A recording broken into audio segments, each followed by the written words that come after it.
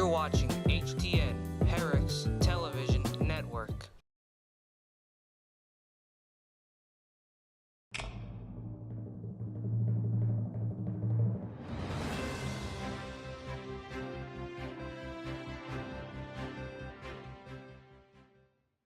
Hello Herricks, this is George Clark from the TV studio, and I'm here to welcome you all to Herricks Student Spotlight. Today we'll be covering students involved in sports and events who stand out and truly make a difference in our community. Up first today we have the varsity starting goalie Michael Melee. He's a crucial member of the Herricks boys varsity lacrosse team. Now we're going to get the story from Michael Melee himself. Marco Austin, take it away. Thanks, George. The first question we have for Michael Melee is, what made you start playing lacrosse? I think I was really inspired by my brother. He played lacrosse, and when I was little, I saw he played lacrosse, and my dad got me into it. I'd watch all his games and stuff, and I wanted to be like him because he was a collegiate athlete, so he was pretty good. Nice. Do you want to go to college to play lacrosse? I actually don't. It was a really tough decision to make. I love lacrosse and stuff. It's just such a huge commitment to make, especially because I want to pursue a career in pharmacy. And it's a lot of schooling, it's a lot of studying, and I don't want to have lacrosse as like something getting in the way of that. So would you say your family is your main priority? Yeah, I'd say so, especially because I want to be able to retire my parents and stuff, and pharmacy, it does make a lot of money, and I'd love to be able to work towards that for my parents. And leaning off of what you said is like, you know, your brother and stuff helping you with lacrosse. How does that kind of motivate you now? He actually really motivates me a lot more now because he's actually the assistant coach. He's the defensive coordinator, and I am the goalie. So as a goalie, I need to be like the head of defense. And he really inspires me with his coaching, and he really helps me because he was in my shoes. He played lacrosse at Herricks. He played as a college athlete, so he knows what it's like to go through it. So do you feel like he gives you a little bit of advantage over everyone else on the team because he's your brother? Yeah, I think we have that like special brotherly bond on the team that helps, you know, make me better. Would you ever want to coach for like fun with little kids and like help them out? Maybe down the line, but I wouldn't do that like for money or anything. I do it just out of like the love of my heart. So with lacrosse, right? How do you feel like your teammates, your coaches, and like your brother? How do you feel like the environment and like the things that you guys do, you know, off the field and on the field? Just like tell me like how that connection is special. So on the field, it's definitely a special connection because we're all there to do a job. We're there to win as a team. And obviously we have fun doing that. We make jokes and stuff. We have a great time. We make each other better. And then off the field, it's another thing too, because you know sometimes we all hang out. We play lacrosse together. We practice. We shoot on the net and whatever. And also we have like these team bonding sessions where like we'll go mini golfing or like we'll go hit balls at the golf course or we'll go bowling, something like that. We'll watch a movie, and it really helps us. So you feel like you guys are one big family, like it's bigger than lacrosse. Yeah, it's Chin's Army. That's what it is. What made you start playing goalie out of every position you could have chose? So basically my brother was a goalie and he really inspired me. And also goalies don't run a lot, so I don't like running a lot. But yeah, it was mostly my brother that inspired me. Well, Michael, thank you for your time and cooperation. We'll send it back to George. Thanks guys, that was great. Well folks, that's Michael Melee, and it was great to hear from him. Up next we have Shania Ballar. She is a part of the Herricks girls flag football team. She plays center and fullback. She also helps manage the football and wrestling teams. She's also the president of the Justice League. It's a club focused on helping the community. She will be here today to tell you how she makes an impact. Let's go to Austin and Rocco with the scoop. Thanks, George. What inspired you to help the community at Herricks? Yeah, so I moved to Herricks when I was in second grade, like second grade, and I have grown up in a really like tight-knit community. The area that I live in, you know, we have a lot of like elderly people around us, so I've always been really like inclined to help people out, especially considering that like my parents are also like people who like to just be as helpful as possible. Can you give more examples? Yeah, sure. So actually, I'm the president of Justice League, which is a club at our school, and I've also been the manager for the Herricks football varsity and junior varsity team, and the manager for the wrestling team at Herricks. Tell us more about the Justice Club. What's your role in that club? Yeah, so as the president, and last year I was in charge of public relations.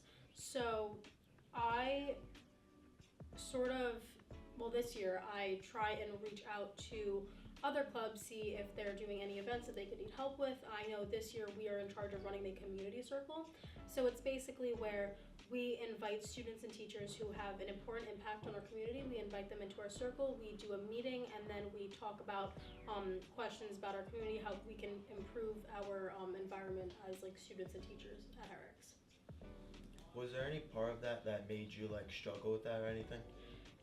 Yeah, so I would definitely say there are struggles when it comes to, being president of a club, being in charge of, trying to communicate with the staff and the students at Herricks, coordinating with them and trying to get a date that works with everyone. I would say the main struggle that we have in our club is definitely trying to find the time to work together. We do have weekly meetings on a Wednesday in room 604, but at the same time, it's still hard to get times where teachers are available as well after school. Nice. And where did you first hear about the Justice Club? What made you want to be a part of that? Yeah, so Miss Schubert actually introduced me to the Justice League Club. She and Miss Gabriel are both the teachers who oversee the club, and as a freshman, I had a really good relationship with Miss Schubert because I was really interested in her psychology class, and as a freshman you're not allowed to take that class, so I would just talk to her a little bit about it, and because of that she asked me to come to one of the meetings, and then after going to one of the meetings I decided to keep going, and then So you feel like Miss Schubert's kind of your inspiration towards this whole thing? Oh yes, absolutely. Miss Schubert is a remarkable teacher, and on top of that, she's just like such a bubbly person, and it just makes you want to be a part of her club, and definitely has made the experience as a whole, including Miss Gabriel, who's currently taking over from Miss Schubert, because Miss Schubert's on maternity leave. But Miss Gabriel's been helping me and my fellow board members run our community circles. What was your biggest operation for your whole thing, for your whole career? For me, working with Justice League for the community has been really important because I feel that we've made really big changes. So I'd say last year and this year we ran clothing drives. We did a winter clothing drive, so we collected jackets, hats, gloves, all the fun stuff. And then we donated. Last year we had so many bags of clothes that Miss Schubert's car could not fit them. We had to fit them in the trunk, in the passenger seat, in the back seat. It was actually really nice to see the community try and help people in need. Nice. Well, I'm so happy to hear these great things that you're doing for the community. Thank you for your time, and we'll send it back to George in the TV studio. Thanks, guys. Well, folks, that's all we have here today for Herricks Student Spotlight. I'm George Clark from the TV studio, signing off.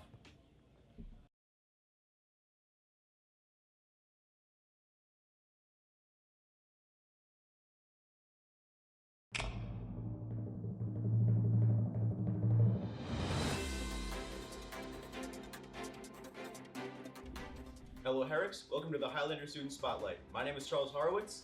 And I'm Kostas Daphnos, and today we'll be interviewing somebody who's an all-conference basketball player on the varsity basketball team. And here he is, Austin Dar. Welcome to the TV studio. Thank you for taking the time to be here. Thank you guys for having me. What sports have you participated in over the years besides basketball at Herricks? Yeah, so I played soccer and track in middle school and high school, but my main sport was always basketball, and I've always played basketball more than all these other sports, and I kind of just fell in love with basketball. So, why did you choose to focus more on basketball rather than soccer or track? Yeah, so that's a great question.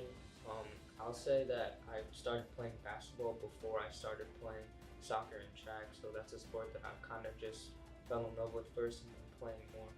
So, basketball is your best sport, would you say? Yeah. If you don't mind me asking, when did you pick up the game basketball? Yeah, so I'll probably say I started playing around the age like 6, 7, around there. Clearly, playing sports is a big part of your life. Can you explain how it affects your day-to-day life? Yeah, so I'll just say playing a sport helps me connect with other people, make new friends on and off the court, become a leader, um, you know, communicate with others better than I would say if I didn't play a sport. Yeah. Hey, well, let me ask you this. Who would you say your best motivators or mentors were during this basketball journey? Yeah, so my best motivator is probably my parents. My mom and my dad really kind of motivated me. They introduced me to basketball when I was little, and they just kept pushing me to my limits and stuff like that, being there for me whenever I needed them. My dad played basketball in high school, and he kind of took it he knew and passed it on to me.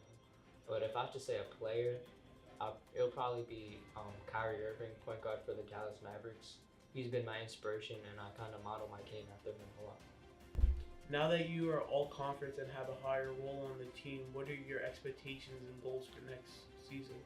Yeah, so obviously we want to win a lot of games. We had a pretty good season this season, but next year hoping to kind of feed off of this season, go into next year with a lot of momentum. But next year, my personal goal is I want to be top 25 in the county in scoring. Do you mind telling us what position you play? Yeah, I play point guard. Do you mind explaining to the people what a point guard really does? Yeah, so a point guard tends to be the shortest player on the court, tends to be the smartest player on the court. I bring the ball up, call the plays, kind of be a leader for the team. Now that you earned all conference, do you mind explaining to the viewing audience what all conference means? Yeah, so all conference means that you have a high role on the team, you help your team win, and you're one of the best players in the conference. And it means a lot to be all conference to me, and it's a blessing to be all conference. Yeah. When you found out you were all conference, what did you feel? How did you feel? Yeah, I was definitely happy, but I kind of feel like I worked so hard during the off season that I kind of it was needed for me. I kind of feel like I deserved it.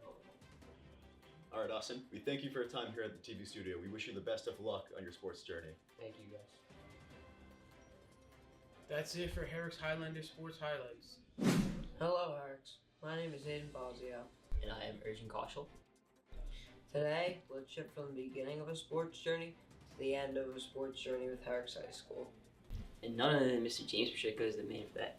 Thank you for taking the time every day to be here at the TV studio. It is certainly my pleasure. Now, on the behalf of all the students, I just want to congratulate you and thank you for all the countless hours and seasons of work you put in for our athletic departments. So to start off, can you give us an idea of your day-to-day agenda regarding our athletic operations so our audience can understand what you do? Absolutely.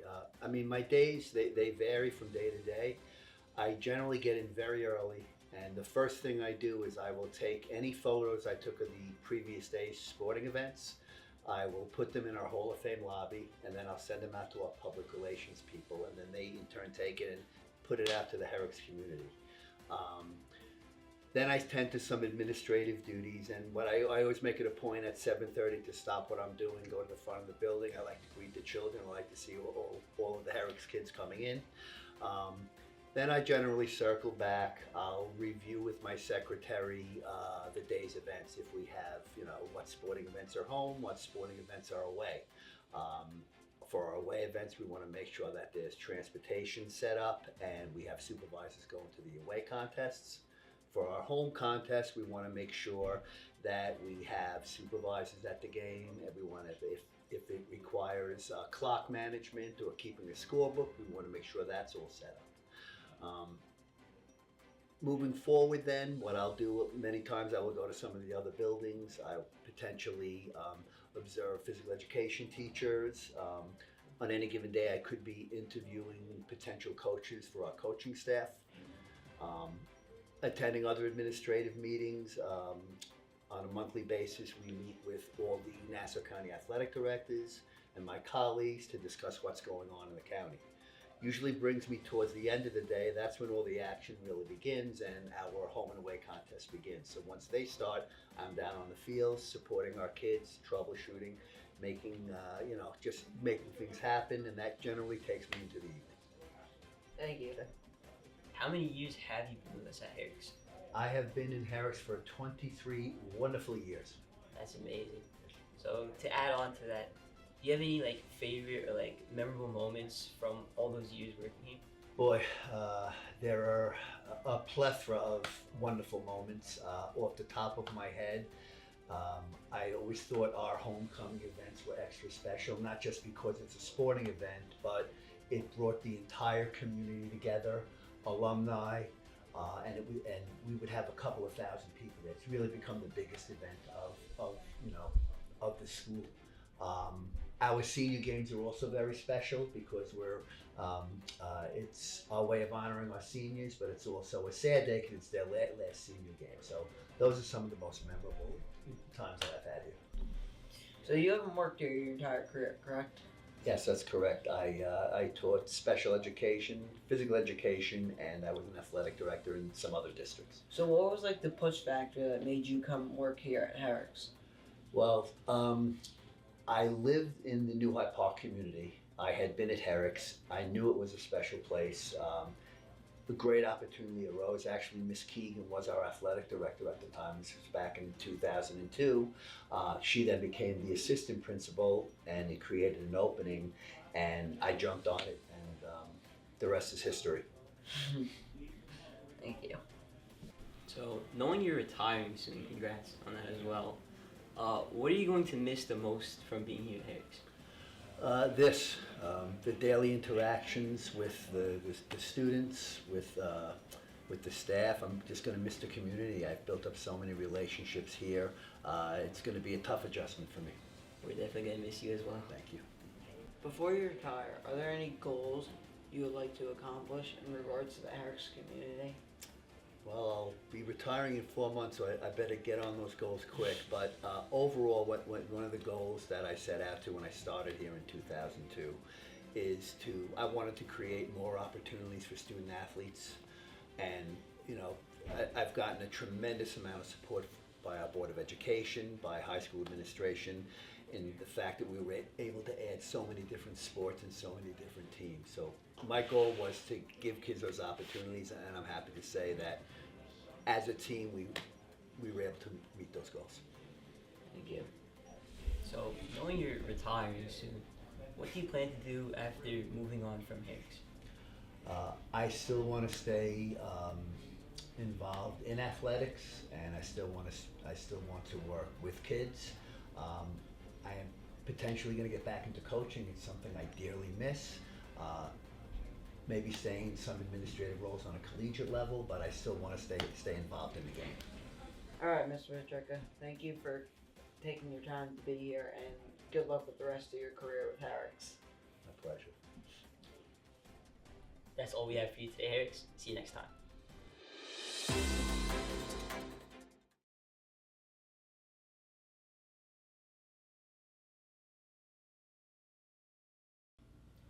Hello and welcome to Herricks Student Spotlight. Today we're lucky enough to be joined by one of two TV studio presents, George Clark. Oh, pleasure to be here. Thank you, George. Now everyone wants to know, what made you join this club? Well, it all started in, I'd say, about 9th grade. I first started taking the class, and I really did enjoy it. So eventually what I ended up doing, maybe a quarter of the way through the year, I decided to join, and it actually worked out pretty well. I even became an officer towards the halfway point of the year. Wow, and what made you join the club? Did anyone recommend it to you or mention it? Well, the teacher of the class, Mr. Brogan, he did recommend it to me since I was actually getting to be really comfortable and good in the TV studio, and also starting to enjoy it, so I took his suggestion, and I ended up thinking it was a lot of fun. Sure. What activities do you do in the club?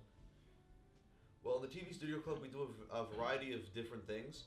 We can make commercials, TV shows, independent films, talk shows, or even an interview segment like this. And it's that variety and that hands-off kind of learning that really makes this place pop and why I keep coming back to it. Now, George, what role do you serve as the president? Well, as president, I do a bunch of different things. See, we at the TV studio, we film a bunch of events in a large variety, actually. We do things varying as sporting events, things with the music and arts industry, and a bunch of just events in the community. And like even Battle of the Classes or like Homecoming is a prime example.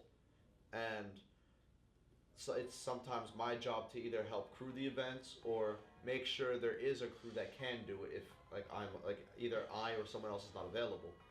We also help train the new students who come to us and make sure they get like used to the camera equipment and how to edit and all that.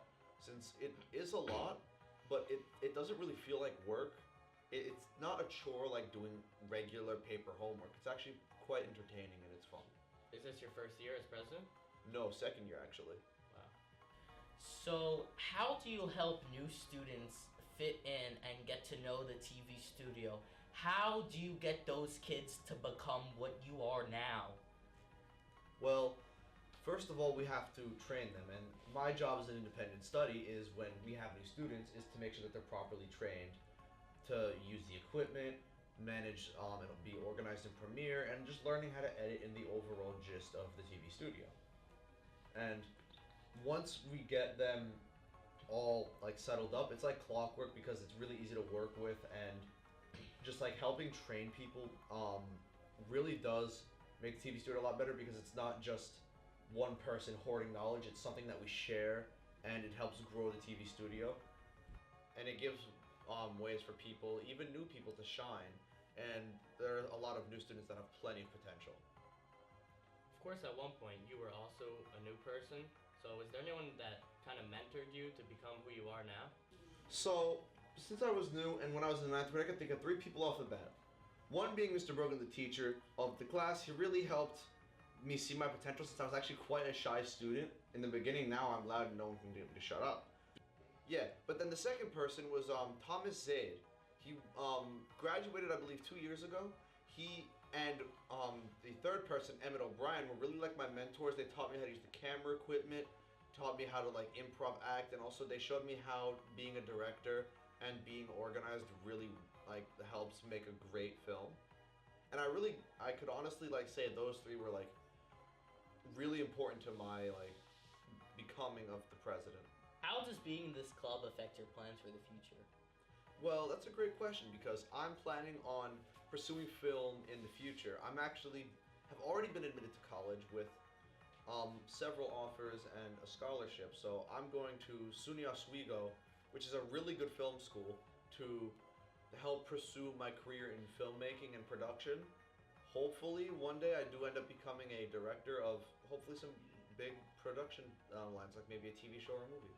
Do you ever like envision yourself of directing a Hollywood movie or something big like that that the public will know about? Yeah, actually, that's like my dream. Like I said earlier, that's like the goal I'm working towards, and if I can do that, that'd be awesome. Now, would you say something like that is what motivates you to keep coming here every day and become better? Yeah, it's definitely one of the motivations because I do enjoy this, and after seeing it as a career path, I didn't want to just settle with being a part of just films or help making films. I felt like I could do more, and in more time in the TV studio, especially becoming the president and a director in a lot of the projects, I saw how becoming a director was really fun and enjoyable for me, and how I'm actually quite a good leader, and how I would honestly think I'd be pretty good in professionally about it, and how, yeah, honestly, it didn't seem like a far-fetched goal. Yeah, I think so too. So what's your favorite part about being in this club? You've mentioned many good things, but what's your favorite? I'd say my favorite is probably all the different students in the club, from new members of the club to even seasoned veterans. Everyone's able to work together relatively easily, and I don't know, it just feels like everyone just learns to get along, and it really helps make something special in the TV studio, and we can make some actual good entertaining and quality content. Now, obviously, you already have accomplishments because you're one of 2 presidents. But if you had to think of another accomplishment, what would that be? Well, I've already started trying to make a name for myself in the film industry. I've already worked with a famous rapper. His name was Bow Wow. I've also worked with Pepsi on a commercial, and I actually got to meet some of the members of the NFL. I don't remember exactly what team, but that was a lot of fun. So I've had experience with editing and also live production. So that's actually been a lot of fun and something that I've, other than being an intern, actually had a huge impact in. That sounds amazing. NFL player, I had no clue that you went that big. Yeah, that's crazy. I mean, at this age, if you're already filming commercials for Pepsi, I'm sure in the future you're gonna go and do much bigger things, knowing that you're already doing commercials for such a big company like Pepsi. So in the club, what type of films do you make? In the club, it varies because we could do, like I said earlier, there's a huge variety. Like Brady and I, you've been here for a while. We've done TV shows, news segments, interviews like this. Like I've made my own independent little mini series, California Clark, and there's really just so much, even more than that. Like I think we've done sitcoms and all that. So it's not like we're just assigned a project. There's a lot of creative freedom to do what we want. So it's not like, oh, you're making a superhero film, get me that. No, we're given an option. Like, oh, you're making an independent film. Now make it how you see fit, so where everyone can enjoy the process and the end result of a good piece of content. Well, that's going to be a wrap for this week's Student Spotlight. And thank you very much, George. Pleasure to be here. I'll be seeing you next week.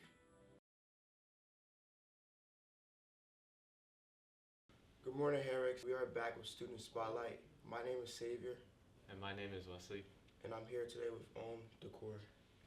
So, what is like your favorite part about doing the fencing team?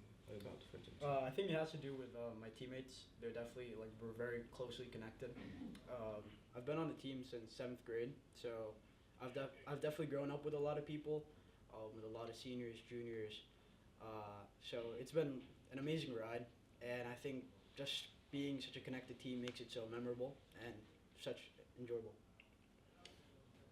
I've actually seen your name a lot in my emails, and I'd like to wonder, what kind of achievements have you achieved on the fencing team? So on Herricks, I've started in 7th grade, and that year I got 3rd at individuals. The next year we didn't have individuals because of COVID.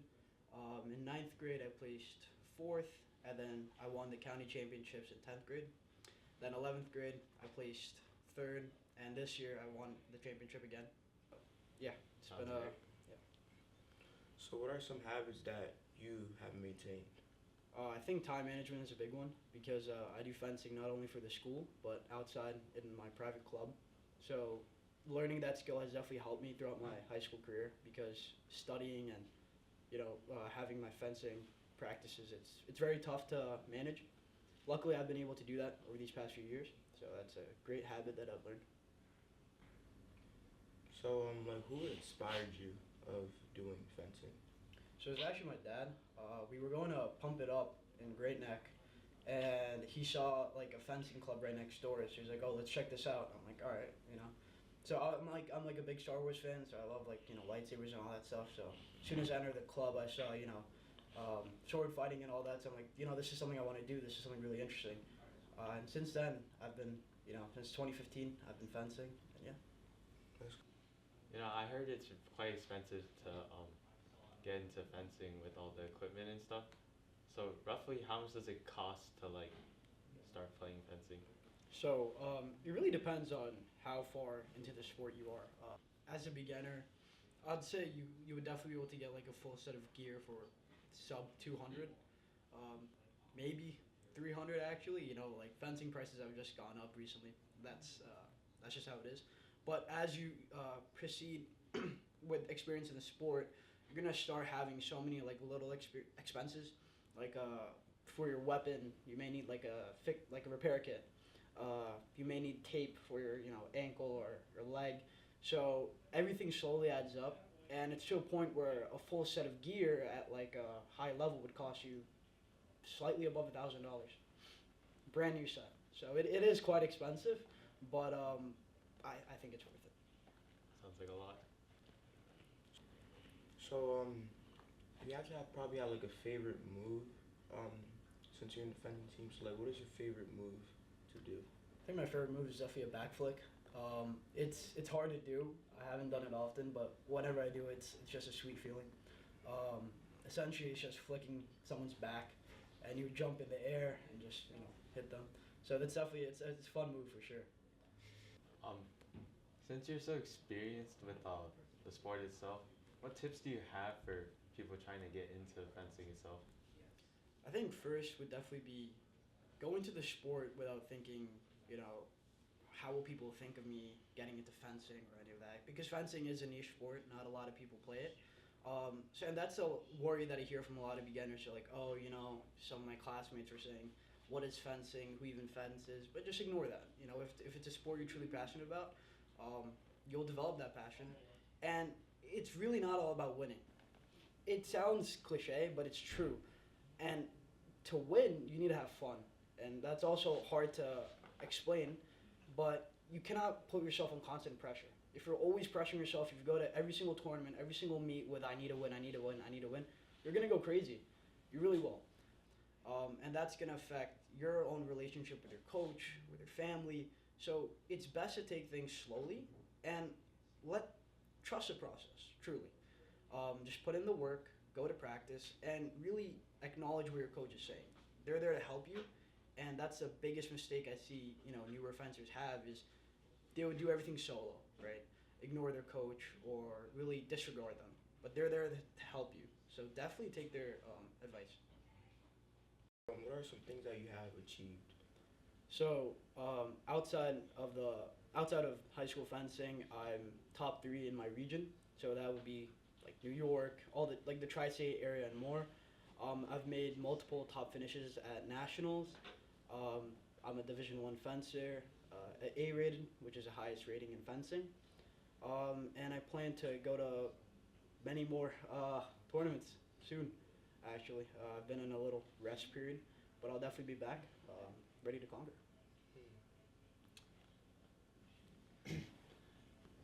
You also mentioned earlier how that's like fencing's kind of like a thing you do by yourself. It's more of a solo team. Yep. So with the team that you're provided with, what's the environment like there? How do you guys function as a team despite it being a solo sport? So the biggest thing in fencing is to have a really good support system, and that I say that because you're alone on the strip. You have no one else next to you. You have no one to blame on if you make a mistake. The only person that you can blame is yourself. So having a team behind, for example, at all of our meets, the whole team would be behind me. Like let's say it's like 13-13 or a close score, and let's say I score a point, the team cheers, I feel good. So we've fostered this environment at Herricks where it's like everyone matters on the team and every point matters. So we'll cheer for you no matter if you're losing 4-0 or if you're winning 4-0. And I think that support system that we have is, I think, one of the best in the county, actually.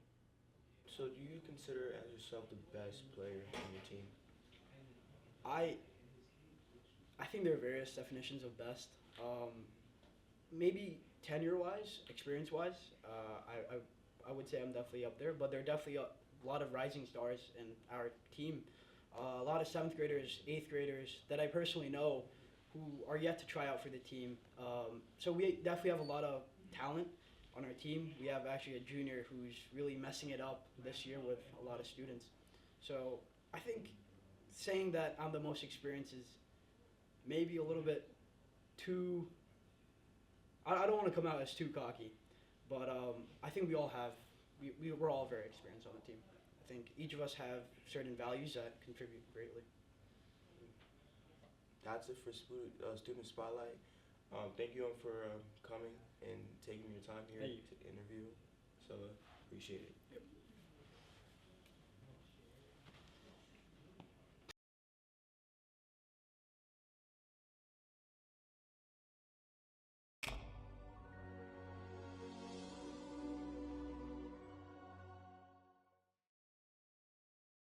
Hello, Herrick sports fans. I'm James Bosch, and today Alex Broski and Jack Penfold will be speaking with the shot put county champion, Kenneth Ramdial, and analyzing his mindset.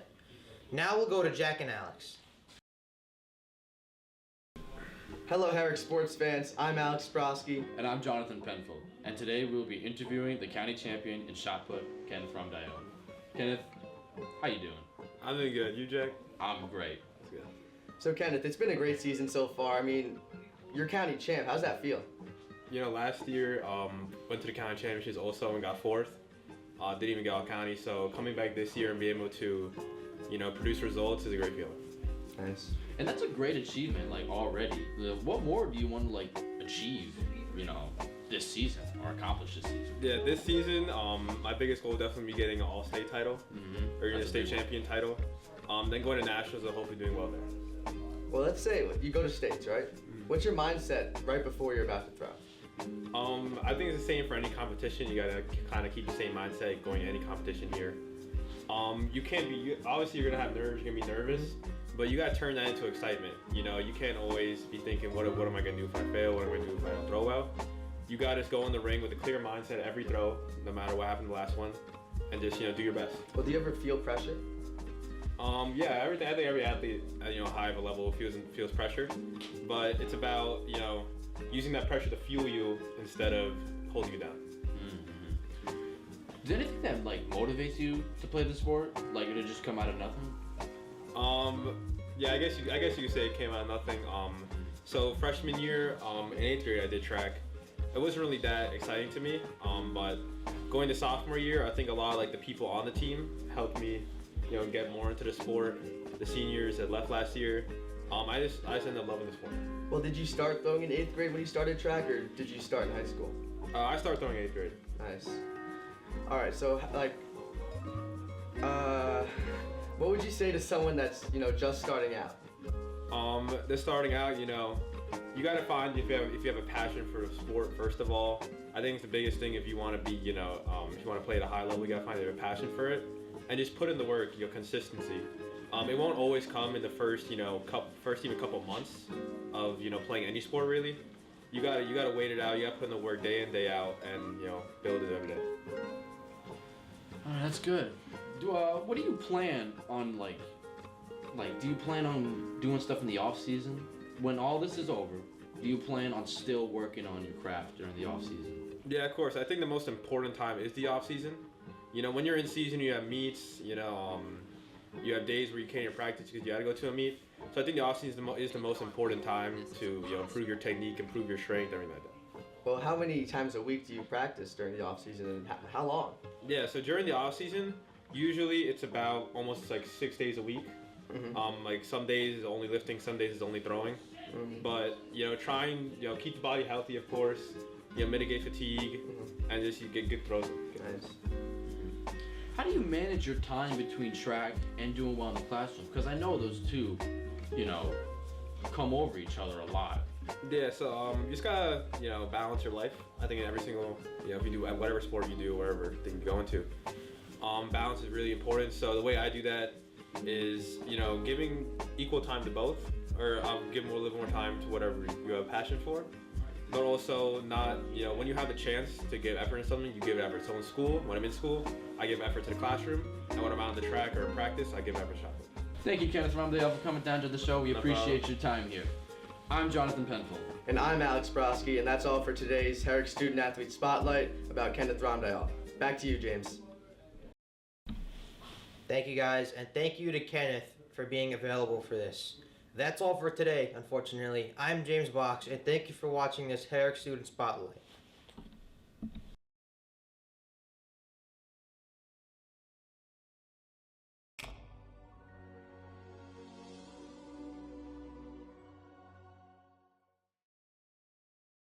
Hello, Herricks. I'm Jonathan Penfold, and today Alex Broski and James Box will be speaking with Gabe Bowe and taking a deep dive into what it takes to be a Herricks varsity baseball player. Hello, Herrick sports fans. I'm Alex Broski. And I'm James Box, and today we will be interviewing second-year varsity baseball player Gabe Bowe. Gabe, how are you today? I'm good. How are you? I'm doing great. All right, Gabe. It's your second year on varsity. You're a senior now. What goals do you have for the season? Definitely to make the playoffs. last year we came up short, but I feel like we have a good team and we're working hard, so I have a good feeling about this year. So, you know, you're a Yankee guy, right? I'm a Mets fan, so I'll put our differences aside for this interview here. But are there any players, you know, on the Yankees that would be your role model? Well, I'm going to start this off by saying you're wrong, and the Yankees are better than the Whoa, Mets. hey. But to be honest, I would definitely say, not even a Yankee player, but Shohei Ohtani, because of his two-way status and the way he works. And you got to work hard to be able to maintain that. So I feel like his work ethic is definitely something that I look up to. Thinking back to your early days, have you stayed at the same position for your whole career? No, definitely not. In my early days, the coach has you play anywhere, and that was definitely true for me. I played wherever he needed me. So you pitch, right? Yes. So let me put you in a situation here. You have a game today, and your coach tells you that you have the ball, you're pitching. Yeah. How do you prepare before the game to get ready for your start? So it's funny because you know how there are all the plyo balls and bands and everything that people use? I didn't have that growing up, so I do a lot of just like regular arm stretches and legs and whatever I need to just get my body really flexible. I mean, I've integrated plyo balls because I've just only recently learned how to use them, but yeah, it's mainly just isometric stuff. And you mentioned playing a couple different positions earlier. Do you have a favorite one, or is there one that you think you're the best at? Definitely, I would say my favorite one to do is pitcher, and I would say that I'm best at that. But that's mainly just because I love pitching, but I can also play the field if need be. And how did you pick your positions? You know, did you just get put there when you were younger, or did it stem from watching your favorite players on TV at home? Yeah, like I said, when I was younger, the coach has you put anywhere that he needs you to play, so that's what happened with me. But when I was growing up, I didn't really watch baseball for the players. I watched it because I loved the energy and I loved the passion that the players had, but it wasn't really a specific player. It was just the love of baseball. How has being on varsity shaped the way you lead others? You know, seeing the younger kids come up and the junior varsity kids, it's interesting to watch how they approach the game, and it's nice to be able to give them tips on how to improve and just show them the works of Herricks baseball. And when you're on the field, you know, you're about to have an at bat or you're starting. You know, do you ever feel any pressure or how do you deal with that? You know, the generic stuff. Take a couple deep breaths. Or just stay in the moment. Don't try and be too big. Like I've definitely experienced that where I've tried to do too much. So just stay within yourself and know your skills. What challenges do you face during the season? Like personal challenges, definitely a lot because you know I'm an emotional person. I go through a lot of ups and downs, but to be able to keep myself centered and to be able to make sure that I can keep going despite any challenges is something that I have to really focus on. So kind of tied in with that, obviously, you know, in baseball you go through wins, you go through losses. So how do you stay motivated after tough losses? You know, to be able to have a positive mindset despite losing. Losing's never fun. So, you know, I've had my fair share of moments where I've blown a game or I've done something to harm the team in the game. So, to be able to get through the moment, I think is the hardest part. But once you're able to get through it and you're able to start working towards not making the same mistake twice, that's when you start to, take steps towards improving yourself. All right, that's nice. Well, do you find it hard to balance schoolwork and baseball while the season's in full swing? Yes, definitely. It's definitely tough to be able to balance school life and baseball at the same time because there's always tests and stuff that you have to worry about. And let's say you have a test and a game on the same day, and you got to study and practice, and it's just tough to be able to balance. But it's definitely doable, and you can communicate with your teachers to make it easier on you, and you can develop strategies as you go to be able to help you along the way. So the season's, just about ready to get started, What do you do during the off season so that you can be prepared for the season once it starts? Just practice, just keep on practicing. It's been cold, so I couldn't get out, but to be able to just, work on mechanics and work on those types of internal stuff, that's something that I've been focusing on. What's your most memorable moment on the field? So far, last year I had one play where I dove and I caught the ball. It sounds pretty it's not as lit as it was in the moment, but in the moment it was hype. It's pretty cool. It was hype. So I think last question here for you today. Do you have any, tips or advice for younger athletes who want to be good at baseball and play in high school? Yeah, keep working. It's not going to come to you at first, but if you keep at it, then you'll be able to reach a point where, you believe in yourself and your abilities will show for themselves. All right, thank you so much, Gabe. Thank you for coming down to the show, Gabe. Thank you for having me. All right, I'm Alex Broski. And I'm James Box. And that's all for today's Herricks Student Athlete Spotlight about Gabe O. Back to you. Thank you guys, and thank you to Gabe for being available for this interview. That's all for today. I'm Jonathan Benfold, and thank you for watching this Herricks Student Spotlight.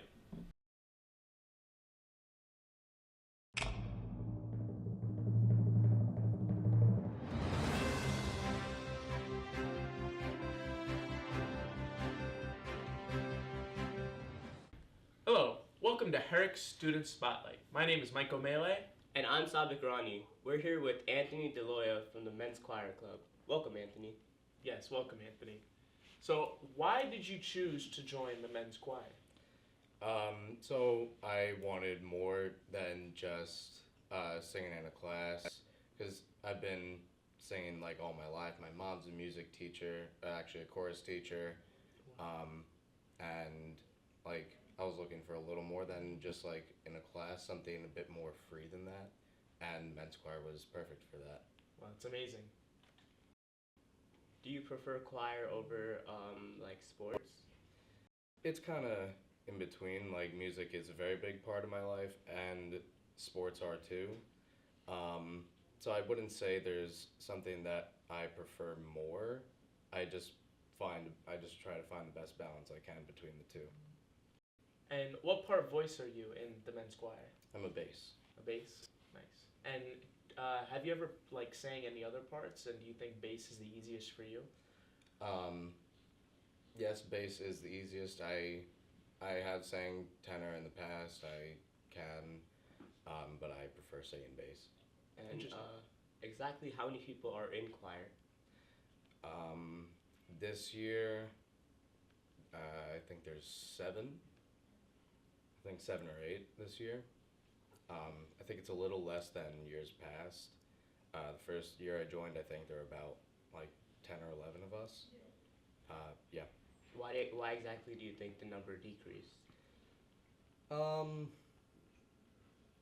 don't exactly know. It's just generally something that like has become less popular in the past couple of years. Yeah, I can't really explain that so much. And how often does men's choir come together and practice?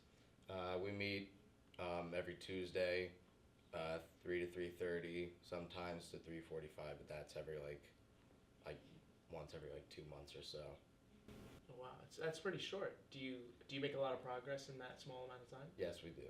Lots of progress. That's great. And exactly how many times do you perform a year? Usually it's 3 times a year. This year I think we're performing 4 times this year. Oh, wow. Do you plan on doing something like this in college, like some sort of choir group? Absolutely. I'm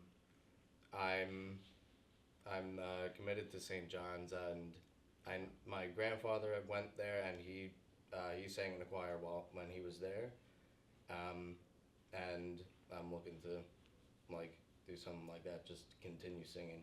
That's great, and congratulations, by the way, for Thank you. getting into college. Congrats.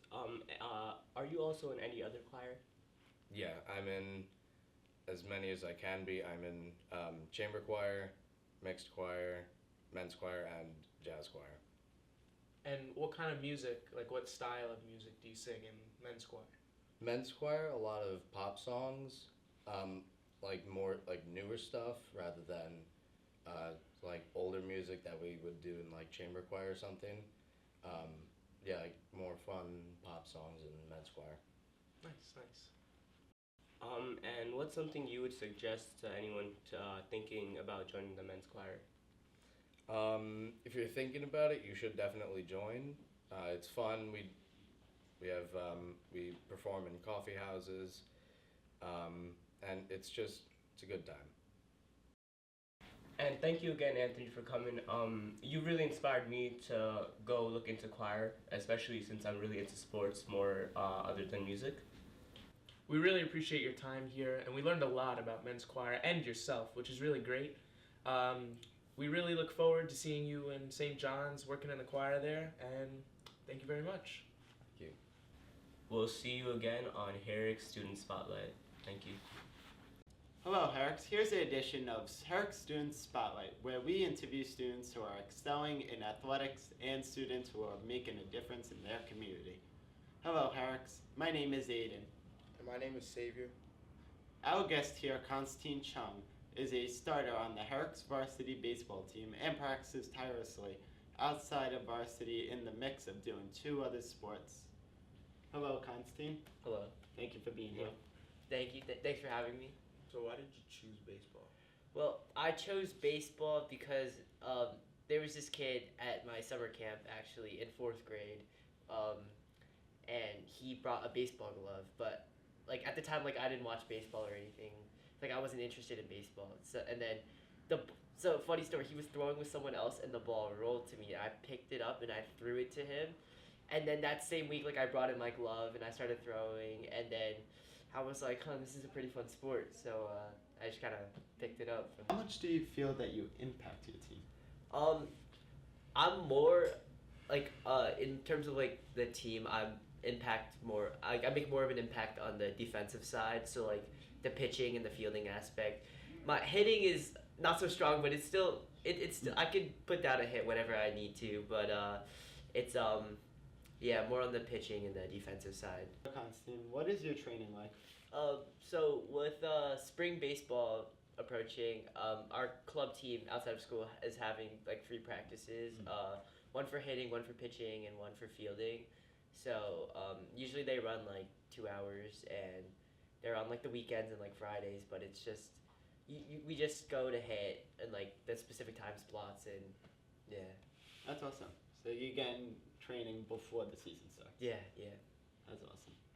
So why did you choose baseball? So I want to say like the heart and soul to your team, if you think about it. I mean, defense wins you ball games, but so does offense. So, I don't know. So who is your inspiration? I don't really have anyone I look up to, like, in terms of, like, baseball, but I'd say it's, like, everyone around me, like, all, like, my teammates, because, constantly I find myself, like, practicing, just trying to be as good as my teammates, if not better, so. And with the college applications coming around, do you plan on pursuing baseball in college? I'd like to pursue this, like, baseball in college, but if I can't, like, walk onto a team, then I'll play, like, club or intramural, but it's, like, such a big part of my life that I'll definitely be, like, continuing. So you'll try, and if you can, you will try to continue to do it in college. What is your greatest accomplishment? I would say it was, when I was in Little League. I was in 5th grade, and I started a game. I was pitching, and I threw a perfect game against this other Little League team. But it was a pretty big moment for me. And what is your greatest strength on the field? Like I said before, like the defensive part of the game. So like, I would say probably fielding, and also like my mentality. Like I'd say I'm pretty good at keeping like a calm, like level head, and like I just kind of brush off like any mistake or like anything bad that happens. Oh, that's good. So you said that you didn't watch baseball when you started playing. So is there any baseball team you watch right now? Well, I am a Mets fan, so I've been watching the Mets spring training games, and yeah. They almost made it to the World Series. That was close. I know, yeah. That was That's disappointing harsh. though. Disappointing though. Yeah. But would you still root for the Yankees? No. Like once the Mets didn't make it, I was like, I hate the Yankees. My brother's a Yankees fan, but I hate the Yankees. So I was rooting for the Dodgers to win. But honestly, like they're a really good team. So. Okay. And what would be another sport you would do other than baseball? Why? Well, in my free time, I play volleyball and I swim too. So I would probably play volleyball because volleyball, it's a sport that I picked up in 9th grade, and it's just I just enjoy like the friends I've made and like the time I've spent on the court. So it's probably another sport I would play. And would you say swim is more for exercise? It's both. It's both exercise and it's it's like because I find it like just a tiny bit boring. Like, because when you're swimming up and down a lane, it's just you and your thoughts. Like, there's nothing else. Yeah, there's nothing else. Yeah, to do. but swimming, like as much as it is like individual, it's also a team sport, and that's what I liked about it. So. Yeah, you're playing for your team. Like, yeah. It's not only for yourself. Yeah. Well, you're competing against yourself, but also for the team too. So it's. Yeah, you're trying to lessen your time every single time. Mm-hmm. So. But that seems like that's all the time we have today. I would like to thank Constantine for being here and telling us his athletic story. This marks the end of Herricks Student Spotlight. Thank you to everyone that tuned in, and have a good day.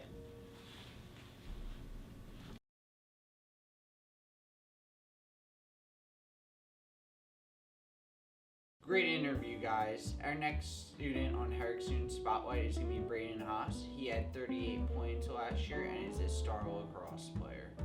Who first introduced you to lacrosse? So, who first introduced me was probably my brother. His name's Dylan Haas. He also played here at Herricks, and now he's playing college lacrosse at Wagner. And probably when I was 4, he introduced me because I think at that time he was in middle school, and I always looked up to him because he was my older brother, and I kind of just wanted to be like him. So that's when I picked up the lacrosse stick and I started going to camps, and now I'm just invested. Do you think you'll follow your brother's footsteps and pursue college lacrosse? Yeah, I think so. I think there's a really good chance that after this year, my junior season, you might see that I'm committed after the season. So we'll hope that that's the case. So Braden, what motivates you to keep playing the sport and why? I would have to say, to piggyback his question, to actually play at the collegiate level, because that's always been a dream of mine since I was around like probably 6 years old, and that's definitely what keeps me motivated every day. I go to the field almost every day and shoot to get better. So has lacrosse helped you with your leadership skills or like? Yeah, definitely. I think one thing that's unique about this year's team is that we have so many underclassmen, and there's probably at least 4 sophomores on our team, I think 3 freshmen, so I feel like that gives me more of a leadership role only as a junior. Do you feel like you changed your diet / nutrition plan throughout this school year? I would say this past winter, my diet has been the most strict because it's been filled with stuff like ground beef, rice, and I've kind of trying to put on more weight for lacrosse, but because I'm going to have to do so much running, it's time for me to start getting back in shape. So my diet, it's basically whatever my mom makes me for dinner at this point. What do you think the greatest challenge athletes face at Herricks High School? I think not only just for Herricks High School, but just as an athlete myself, I think one of the biggest challenges would have to be consistency, because anyone can go to the field a couple days and tell your friends, oh, I went to the field, I'm getting better, but it's when you keep going every single day, that's when you see the results. So I think consistency is the most important thing. So Braden, are there any people that have helped you overcome these challenges? Yeah, for sure. I would say one being the senior attackman, Troy Madden. And I think over the summer, we went to the field together a lot, and he kind of kept me pushing because he's actually committed right now to D2 College of Mercy. and I kind of just want to follow his footsteps and go to the collegiate level. So practicing with him definitely makes me better. That's really nice to hear. But what do you do in the off season to keep ready for lacrosse? Yeah, so like I said, in the summer we have summer league games actually. So in this program it's actually all year round. So in the summer we have a summer league, and we have midi sessions, so that helps me get better. In the fall we have tournaments against other teams around Long Island. So I think the idea that we are able to practice all year round definitely keeps me in shape and better. So you also play soccer. Do you think that helps you in any way with lacrosse? I would say in a way, but because I transitioned to goalie, it doesn't help as much since I'm not running as much as I would. But I think being a goalie, your decision making has to be on point. So I think that helps me with the lacrosse aspect as to what I'm doing and where I'm passing it. What do you think the team needs to do to improve on your record from last season? Last year was a really good year, and I think limiting the turnovers, because this year we actually got moved to a shot clock, so it's going to be 60 seconds. And another really important thing is limit the injuries. We do not have a lot of people, only 5 middies, which is not a lot for lacrosse. So one injury and it'll make it really hard. How do you find time to complete your schoolwork while during your sports seasons? I find actually the best way, I know a lot of people won't do this, but when I go home and I shower right away, obviously, I actually go to the library because at home, to be honest, every time I go home, I just end up falling asleep in my bed. So I have to go to the library to get my work done, but I found it to be very efficient. So, how do you think you're going to improve from this season compared to last season? I think this year's team, we have a lot more chemistry on our team. It is a younger squad, but I think that because we've been putting in so much work in the off season, that I think we will see results this year. So, what was your best personal achievement? I would say my personal best achievement was probably just this off season. I think I've shown great improvement, and we'll see that as the season goes along. But also, I've been keeping in touch with some college coaches, so that's very important to me. So I'd say that's my biggest achievement. Do you have any hobbies that help you with lacrosse? I would say I feel like I play almost every sport. In the spring, even during lacrosse season, on Sundays I'll go golfing with my friends. In fall I'm playing soccer. In summer, whether it's spike ball at the beach or anything like that, I feel like the idea that I'm staying involved with sports keeps me active, so that helps. Thank you, Braden, for being here with us. It's a pleasure. Thank you very much. You really motivated me. I might want to try lacrosse. That's amazing. Thank you so much for being here, and thank you for watching our interview.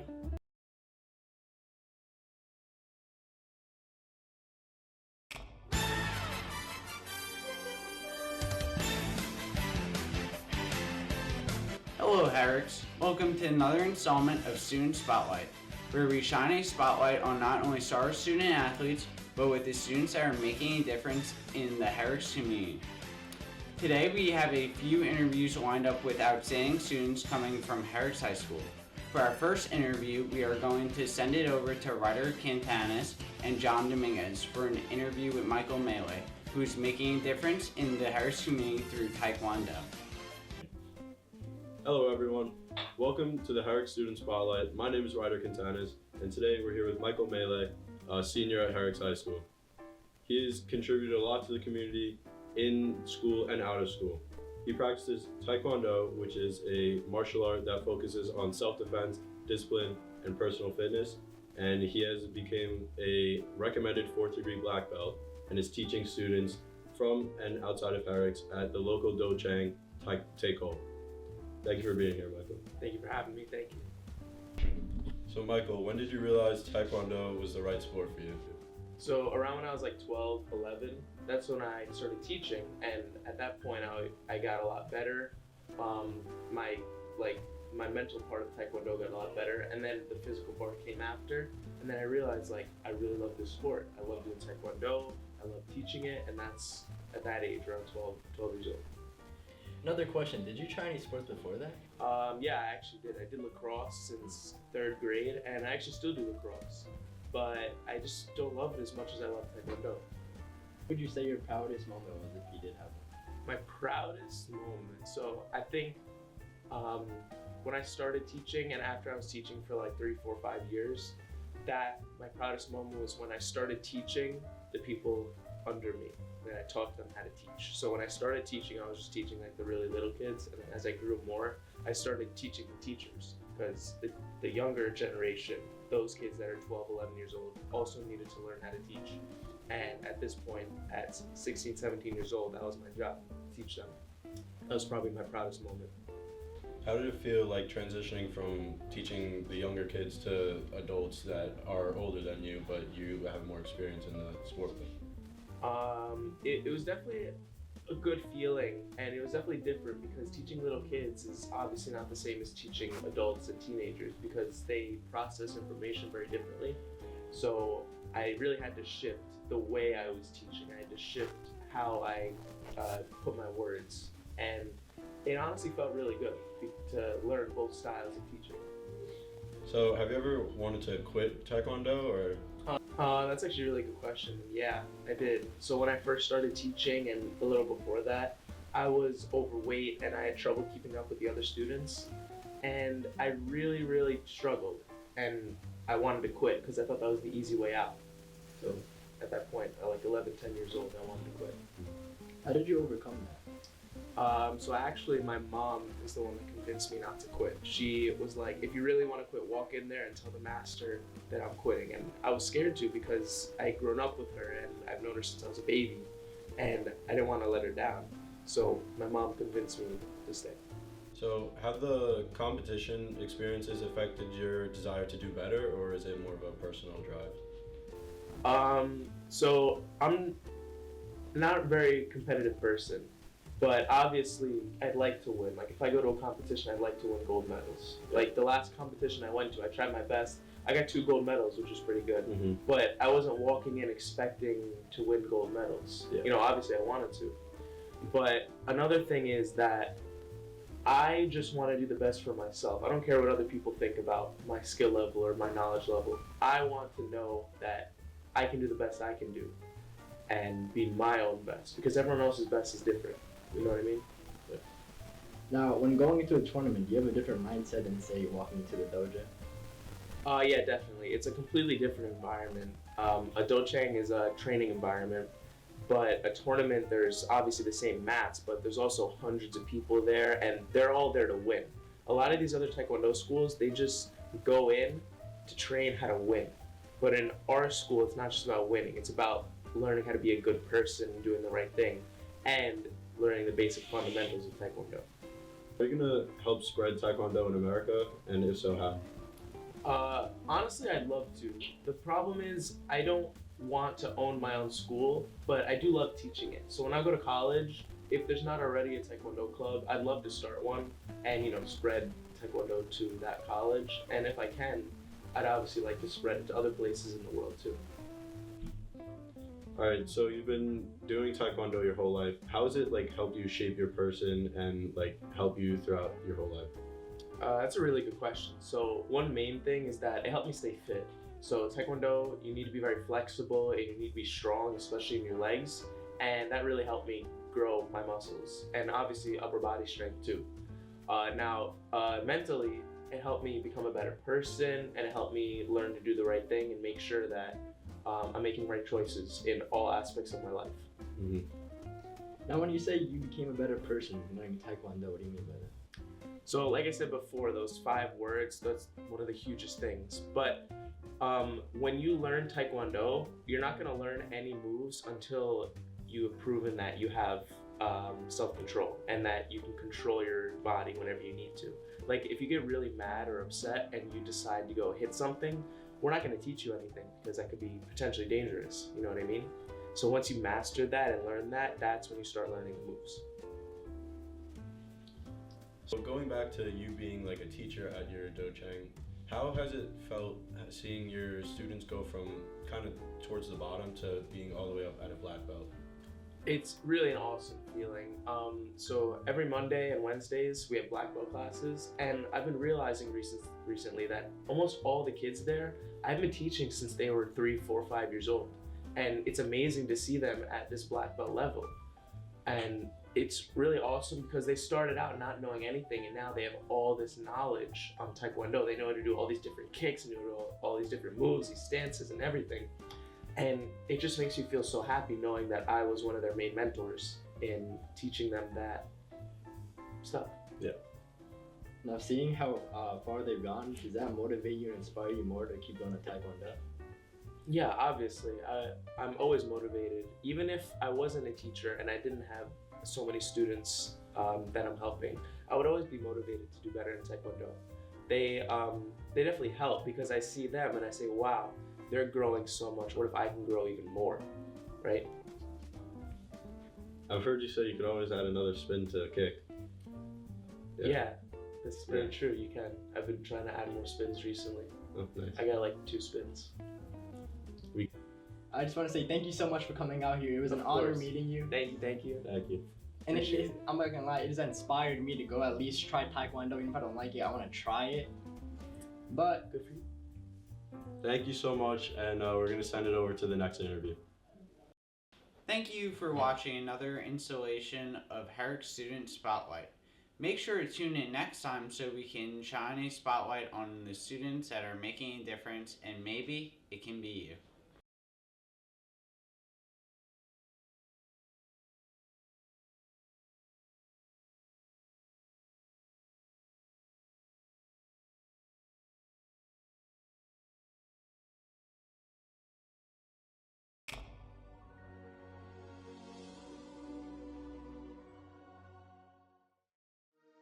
Hello, Herricks.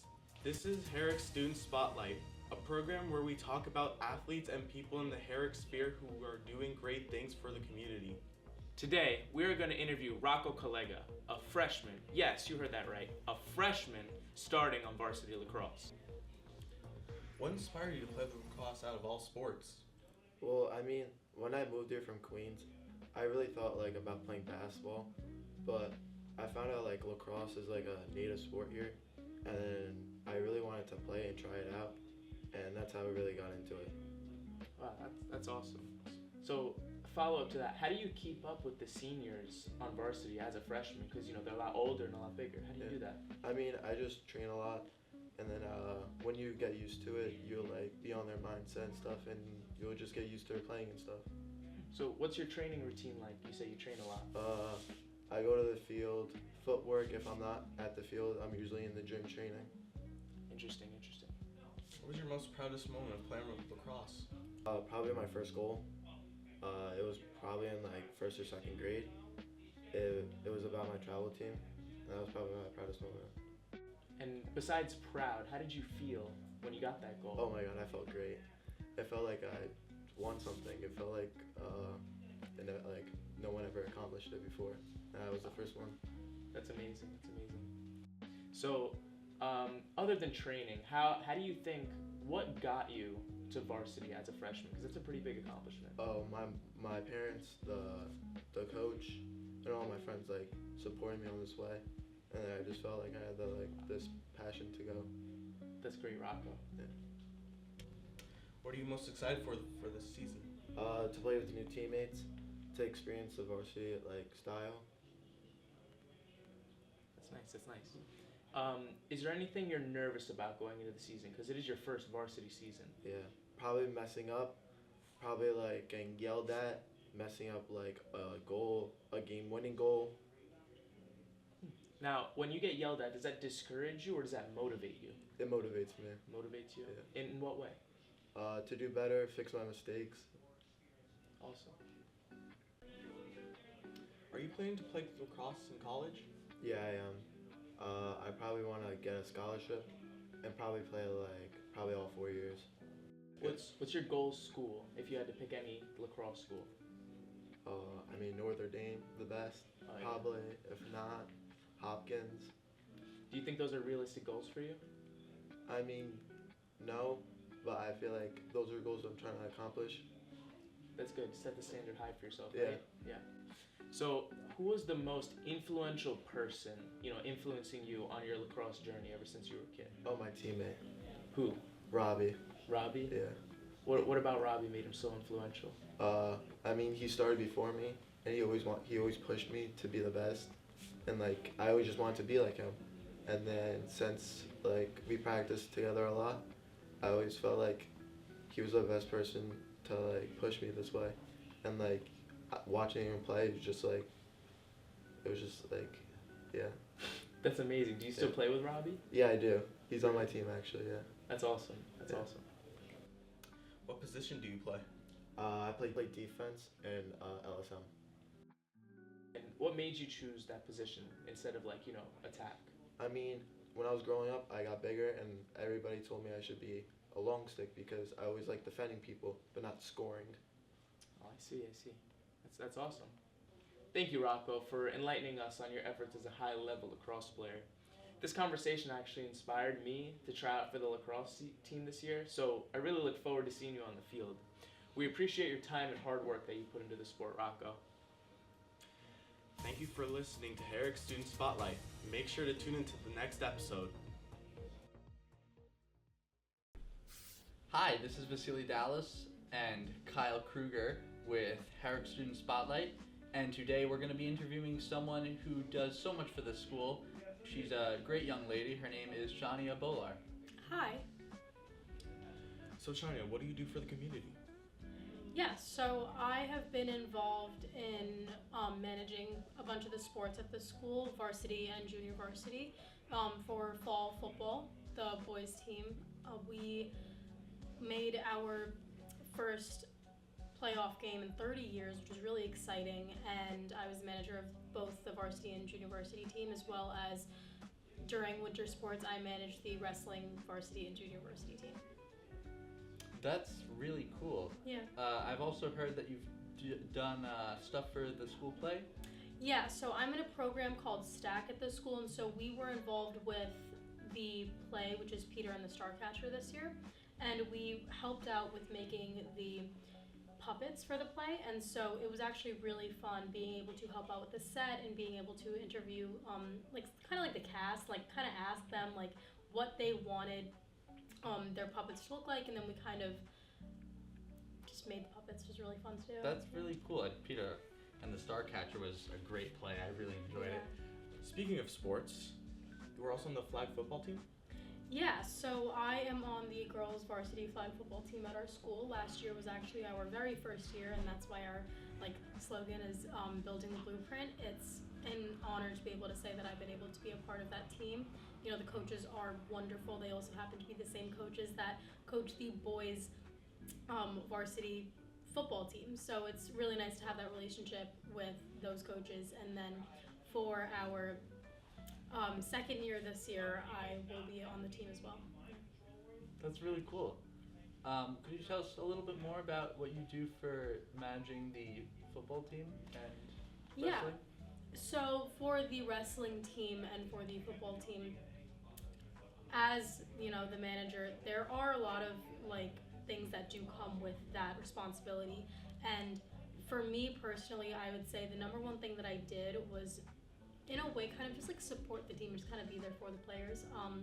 So for the football team, during practices, during off season, actually over the summer, I was at most of the off season practices. I think I only missed one or two, and I would help out with managing the drills that we would run. So I'd hold the time, and then when the time was up, I would tell the coach, and then we'd switch drills, and it was honestly just whatever the coaches needed me to do in the moment is just what I would help out wherever I could. Well, Shania, thank you so much for coming in to be on Herricks Student Spotlight. Really appreciate it. You do so much wonderful stuff for the school. It's amazing, and just keep doing what you do. You're amazing. So this has been Vasily Dallas, Kyle Kruger, and Shania Bolar with Herricks Student Spotlight. Tune in next time to see more amazing things of what people are doing in the Herricks community.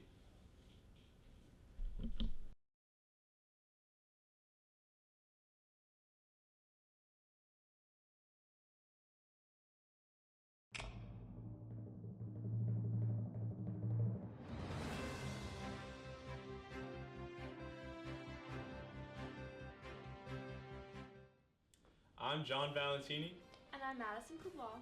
and we're here with Herricks Student Spotlight, where we highlight students here at Herricks High School who show exemplary leadership in athletics. But not just that, we also showcase students that do many things in and out of school that provide tons for our community. Our first student here is Gabriel Schultz, a varsity baseball catcher, pitcher, and outfielder here at Herricks, who is committed to play collegiate baseball at Elmira College. We certainly chose the right guy to highlight. Let's bring him in now. Hi guys. How's it going, Gabe? I'm doing good. How are you guys? So Gabe, I gotta wonder, why did you choose baseball of all sports? My dad always like, he always forced me to watch baseball. It was always something part of my life, and like I grew up playing soccer and baseball, and then I had to there's a point in my life where I had to choose between them. Like I couldn't balance the two, so eventually I chose baseball, and yeah, turned out to be pretty good. Yeah, yeah. And how has your experience playing baseball at Herricks been? It's been a train ride. I'll say that for sure.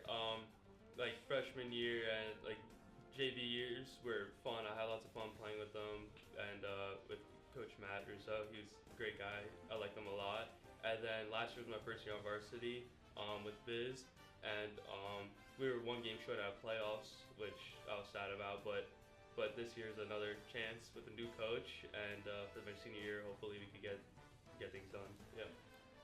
I know you mentioned about the new coach. How do you think our team is going to adapt to that? I think it's going to be a challenge for sure.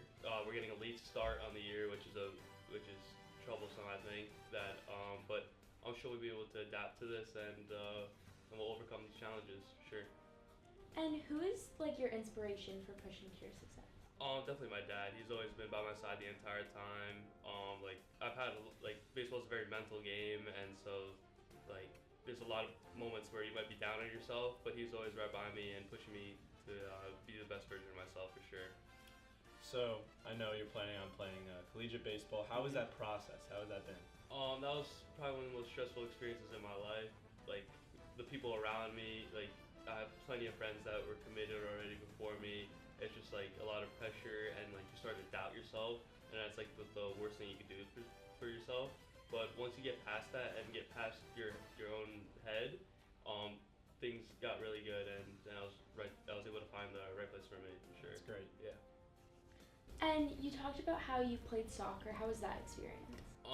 It was fun. I played goalie for until 4th grade for the Wildcats, and I played a little travel, but it was definitely. I had lots of friends on the team. My friend's dad coached it, so it was just fun to like explore and try different sports. Yeah. I know for baseball, school ball isn't all of it. I know there's a lot of travel ball involved as well. How is that experience for you?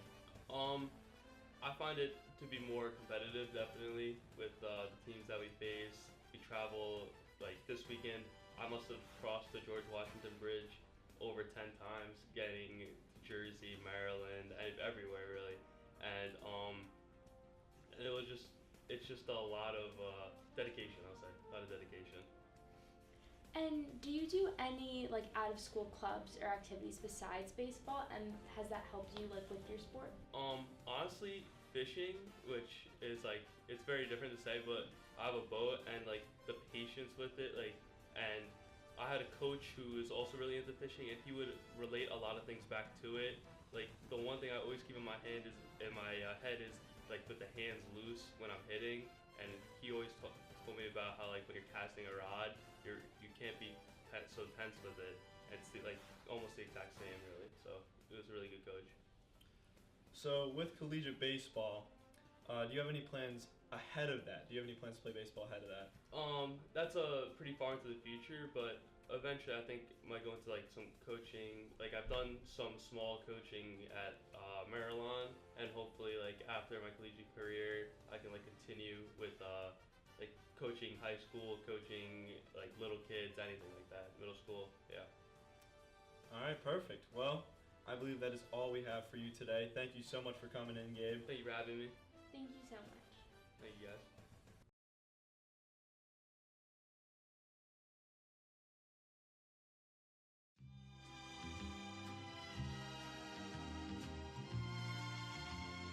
Next up, we have a special guest who dedicates many hours in and out of school to the community and shows leadership by being in not one, but 2 clubs here at Herricks. I'm most certainly very excited to meet him. Let's bring Dylan in. Come on in, Dylan. How's it going, man? I'm doing good, guys. How about you? Very good. So, please introduce yourself and tell us what clubs and what position in said clubs are you involved in? Alright, so I'm part of Community Club and Justice League. I'm the secretary for Community Club and the treasurer for Justice League. And what does that involve? So as secretary of Community Club, I control the attendance mostly and just finalize events. And for treasurer of Justice League, I manage the money and sign off on any money spent. That's very good. And is that stressful or is that like fun to do? Honestly, I have more fun with it than stress, for sure. That's good. So, when did you start getting into the Herricks community? When did you start joining these clubs and doing these out of school work? So I started sophomore year. I thought, hey, I should join some clubs and see what I'm interested in. I wish I started my freshman year, but I didn't know any better. Yeah. And now, how many hours are you ranking? I'd say around 120 hours. Wow. That is well above the requirement, guys. This guy really goes above and beyond. So, I know you do a lot inside of school. What do you do outside of the school for the community? Outside of school, currently, I'm volunteering at a hospital, Plainview Hospital, and I just started finalizing my papers for volunteer EMT. Wow, that's amazing. That's awesome. You enjoy doing that so far? Yes, a lot. So, what are your goals in the long run with this community service? Long run? Well, I'm using all this primarily for college, but I see myself continuing in it after. Alright. In college, would you do something similar to like a community club? I would probably do it for sure. I also heard you're in the peer leadership program. How is that, and how does that affect your service within the community as a whole? So yeah, peer leadership program, it's really good. It's an easy way to get service hours as helping community, the elderly, the elementary school students. It's just like, it involves a lot of field trips as well. That's great. Thank you so much for being here, Dylan. It's an honor to have someone that is of such greatness in the community to be in our seat being interviewed. Yes, and thank you. I think you're a really big inspiration to others that are trying to do good for the community, and especially at the Herricks community. And so I hope others watching tonight can do very similar and the same. And yeah, until next time, guys, thank you for being here for Herricks Student Spotlight. Thank you, Don.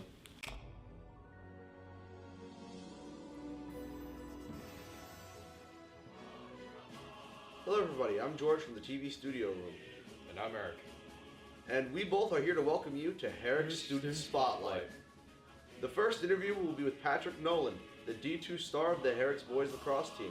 Their team finished 11-1 in the league games, and Herricks overall finished in the quarterfinals until losing against Sayasa. And now, let's get a closer look on what he has to say. Take it away. Thanks, guys. And here we are with lacrosse star, the one and only Patrick Nolan. So, can you introduce yourself and share a little bit about your background? My name is Patrick Nolan. I'm a senior at Herricks High School, and I'm committed to play college lacrosse at Wingate University next year. Like, are you planning to do lacrosse like professionally, or is it just for a college thing? I'm planning on just doing it in college. I mean, I'll see how far it takes me, but I want to be an athletic trainer in the future, so for that, a lot of jobs require collegiate sports on your resume, so.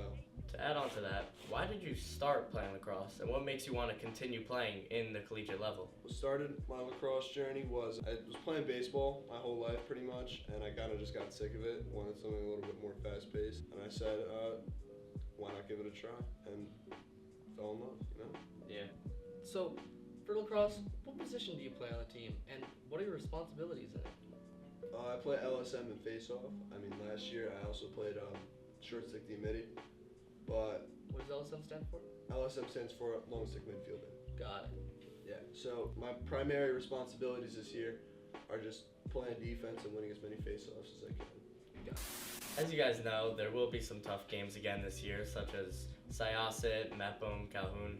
How are you going to prepare for those games physically and mentally? I mean, physically, that's just off season right there, practicing as much as you can, getting in the gym as much as you can. Opponents like that, those teams have some pretty big guys that, I'll have to be defending. Yeah. It's honestly just all up to the off season right there. But mentally, that's all before the game, getting hyped up with the boys, listening to music, getting the adrenaline going, and you're in the zone. That team efforts really can speak to a lot of athletes, and it's a lot better than going in solo, personally. Can you describe a particularly challenging game and how you and your team overcame the obstacles? For a particularly challenging game, I'd like to say Hicksville last year for the second time. The first time we played them, we won by like 14 goals, I think. And then the second time, we came through some hardships. There was some injuries on the team, and as you know, it's a terrible setback. But it was a pretty close game. We won the last 2 seconds of the game, and we just had to put our heads down, come up with every ground ball we could. Yeah, that was Team effort. Gaudio's game winner. So adding on to that, when you have a close game, 2 seconds left, or you're down 1 with a minute, how do you go into that strategically and prepare yourself? I honestly feel like it's all mental at that point. You're physically prepared enough to the point where it's just a mental battle on whether or not you can come up with a ground ball. Like, you're going to be hit. It's going to hurt. You got to do what you got to do to win. Yeah, It's a that was team effort. Gaudio's game winner. So adding on to that, when you have a close game, 2 seconds left, or you're down 1 with a minute, how do you go into that strategically and prepare yourself for those and close game times? I honestly feel like it's all mental at that point. You're physically prepared enough to the point where it's just a mental battle on whether or not you can come up with a ground ball. Like, you're going to be hit. It's going to hurt. You got to do what you got to do to win. Right, it's that psychological aspect of sports that doesn't really get, it always kind of fascinates me. And speaking of psychological, have there been any mentors or significant influence in your lacrosse career that have kind of impacted you and inspired you? The person who stands out most is my coach Chin. He kind of set me up for all the opportunities that I've had. He took interest in me when I first started doing clinics and camps, and he got me practicing with the high school in 8th grade. He got me involved in travel, and all those opportunities pretty much stem from him. Coach Chin, great guy. So, as you know, this will be a big year because, as you mentioned, we are losing people this year, especially committed athletes. So how are you going to prepare yourself and set yourself up with goals for personal and for the team, knowing you have a harder schedule? I feel like this year is obviously going to be challenging, as you said. We have to kind of come together as a team pretty early. We have a lot of younger guys that haven't had all this varsity experience and seen the opponents that we're going to be faced with. As I said before, there's some pretty big guys who maybe a freshman defenseman or freshman midi couldn't handle. So we honestly just got to come together, build as much team chemistry as we can, and realize that these are the people that you're going to go out and fight with, And then personal goals, I want to just win a conference or county award. I want to play as best as I can this year just to help out my team, get ready for college. Yeah, that's great. And one last question. How much would it mean to you to be able to hear the Herricks name in the newspapers and in the sports update that we have every Friday in late May when we're making the push for playoffs? That's great. That's what you want to do. You want to make it as far as you can. Win this program, I've only seen the second round once, and that was my freshman year. So every year I've wanted to attain that again, and I feel like this year we have a pretty strong group. Even though we're young, I feel like we can make it. All right. Well, I wish the best for you and the lacrosse team, and I hope to see you guys in the newspaper soon. It was a pleasure to have you. So back to you guys. And now, for our second interview, we have someone from Habitat for Humanity, Rosemary Sue, the Public Relations Officer. They're an organization dedicated to building and improving homes in and out of the community. And along with that, she runs a social media account for the quad. Now, let's take a closer look. On to you. Hello, and here we are today with Rosemary Sue from Habitat for Humanity. So, first of all, what is Habitat for Humanity? So as we know, homes are really expensive now, and Habitat helps raise money to contribute towards those who can't afford homes. And we also go and volunteer to help build on-site for these homes. And can you tell me about your background and What led you to join Habitat for Humanity? So I am 17 years old and I am a senior at Herricks High School. And what led me to join Habitat for Humanity is the supervisor, Miss C, was my teacher and she recommended it to me. I saw how nice everyone was and the sense of community was very welcoming. So, what does Habitat for Humanity do for the Herricks community? Habitat is not really a part of Herricks, but is more like an international community, and Habitat and Herricks is just like a branch off of that. We just raise money. So it's really cool that it's like an international program rather than just a local one for this community, and that you have such grand impacts that you're really making a difference across communities. And So I've been in the club for about 2 years now, and we go to Suffolk. It can be like all types of people that are Of all any. Yeah. Like raising money and also building on site saves like a lot of money for them, and they still have to pay a certain fee for the houses, but it is a lot cheaper for them, and it really does help them. Right. So, what have been some of the club's biggest achievements during your time here?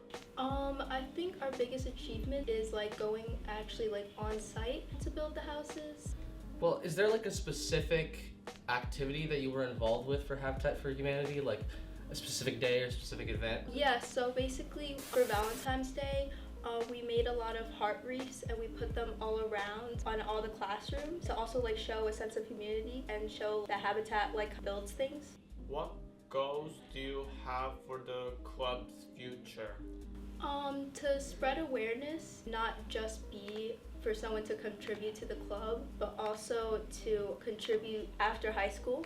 Like in college, you can also join Habitat because it's an international club, and you can also help build houses there, and you can build like honestly for the rest of your lifetime. Honestly, yeah, building houses like that, it's kind of the well disregarding other political housing crisis beliefs, let's get into more personal things, right? Because finally, who or what inspires you to continue your work in Habitat for Humanity in helping spread the message, spread awareness, just generally make the community a better place? Well, also just knowing that I'm helping people, it really feel like I'm doing something for the community, and also, yeah, that inspires me, knowing that like, being on board and helping. Is there like a specific person that you could point to say? No, not really. Alright. You know, it's really inspiring how you're making such change both internationally and locally with Habitat for Humanity. And I think overall, it's just really nice that people from this community can go out and make a change. I want everyone here to know, everyone watching this, to know that they too can make a change, not just by supporting this, but by supporting their local communities, supporting their local organizations, all of that. And thank you for spending your time with us on Student Spotlight. Now, back to you guys. Thank you for watching another episode of Herricks Student Spotlight. Next time, tune in to watch students make a difference in the Herricks sports and community. See you next time.